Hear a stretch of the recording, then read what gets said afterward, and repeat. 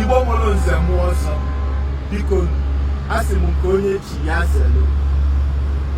onwe ihe nchọ iyo o nwere nwamba onye na-aza chisomatọ ọ ga-adị na-epostu dị ihe na TikTok a sị na ọ nọ na live TikTok ndị na-abịa kọrọ ya ma apụbeghị anya for 8 hours now so na-ayọ ndị ahụ ji ya biko na ọ bụrụ na ụlọ ji ya rapụ o nwere ihe unu ji nwa ya nwere nne na nna eme a sị nwa mmụọ emegbu na nwa mmadụ emegbu na nwa mmụọ ọ bụrụ na ihe ọ na-ebo unu na ọ na-ekwu unu ebubo unu agwa n'anya ebe ọ nọ okwuru n'ọnya ime mbịa na ọ na-abịa jide nwa mmadụ ma ọ bụkwa anọ ihe anyị na-eche ma ọ bụkwa anọ ndị anyị na-elo na anyị mana asị na ụkwụ na-aga walawala na anya na-aga walawala na-enye ya mana ọ bụrụ na ihe anyị na-elo bụ ndị ji ya unu ama mmenwu ihe ahụ ji ime that boy ọ na-ekwu okwu na ya anya ka ịfụ grace ya n'ime unu ama mmenwu ya ihe ahụ unu chọọ ime ya maka na ofu onye ada akali ọra okwu ya anaghị mmụọ na ntị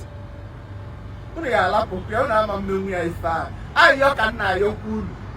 biko nụ rapụnụ nwa na-enwero nne na nna unu tisikwa tie gram ya nalụ gram ya ego emesi unu kwete na 270,000 dabọyị ekonyekwa unu nkomko and ndị niile tinye aka na ndụ the boy mee ihe akaja unu ga-atakwa ahụhụ ọbụla sị ka nwụọ nechọ ya polishi unu jenene dabọyị ka ịfụ na ọ dị exceptional ihe ahụ na-ekwu ọbụla ya na-ekwu ya mara oge o ji ekwu ya mgbe ihe siri ya ihe ahụ ọ na-ekwu ya abịa ụgwọ unu ya eketa ya hey lapụ nda bọị unu ama mmenwu ihe dị n'isi da bọị ọ bụgodu na asị na o kwujolu unu onwe ihe kalilọ unu agba anya ya ụkwụ ọbịakwula ọnụ ya na ọ bụgodu na ọ nwere mmadụ mma bịakwakwunyere ya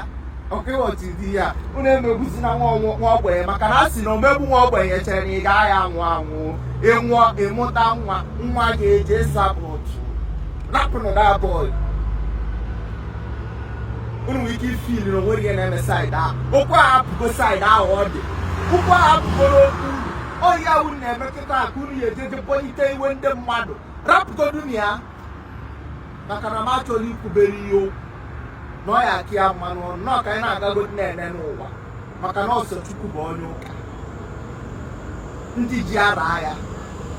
ọ bụkwa na ndị ji ara ya ụkwụ na-aga walawala anya na-ene walawala na-enye ya esikwa aka n'imi mmalụ ndị ji ya and oge ahụ ya adị bruta asị ma obere ife a ma ọ nwatakịrị a na-enwero nne na nna nyụrụ ife a na-esi maka asị ka any good thing come from Nazareth emesi anya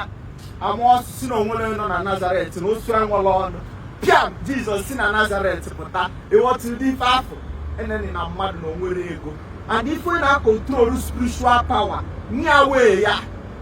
mana ndị mmadụ bụ sọ ndị nwe ego ka a na-atụ egwu eme ijene n'ahịa vidio dị bọọlụ mmadụ na-ekwu peni ya dị nwe ijilu maka ego si n'ihe nwa a na-ekwu bụ asị